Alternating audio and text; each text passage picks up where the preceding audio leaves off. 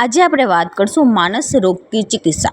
તો ચરક સૂત્રસ્થાન પહેલા અધ્યાયમાં આચાર્ય ચરકે 58 નંબરના શ્લોકમાં કીધેલું છે, માનસો જ્ઞાન વિજ્ઞાન ધૈર્ય સ્મૃતિ સમાધિ। એટલે કે માનસ રોગનું ચિકિત્સા સૂત્ર કીધેલું છે કે જ્ઞાન વિજ્ઞાન ધૈર્ય સ્મૃતિ અને સમાધિથી માનસ રોગ દૂર થાય છે।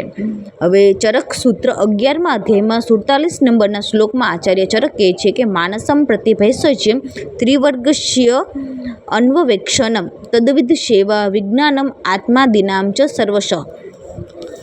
તો એમાં ચરક એમ કહે છે કે માનસ રોગનું ઔષધ શું છે, તો ત્રિવર્ગનું પાલન કરવું જોઈએ, એનું અનુષ્ઠાન કરવું જોઈએ। તો ત્રિવર્ગ એટલે કે ધર્મ અર્થ અને કામ, તદ્વિધ સેવા એટલે કે જે પુરુષ એટલે કે જે વૈદ્ય આપણને માનસિક રોગ દૂર કરવામાં મદદ કરતું હોય એવા વૈદ્યની આપણે સેવા કરવી જોઈએ।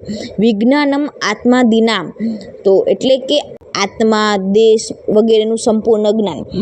આ ત્રણ વસ્તુ ત્રિવર્ગનું પાલન, તદ્વિધ સેવા અને આત્મદેશનું જ્ઞાન, આ ત્રણ શું છે કે માનસ રોગનું ઔષધ છે। Thank you.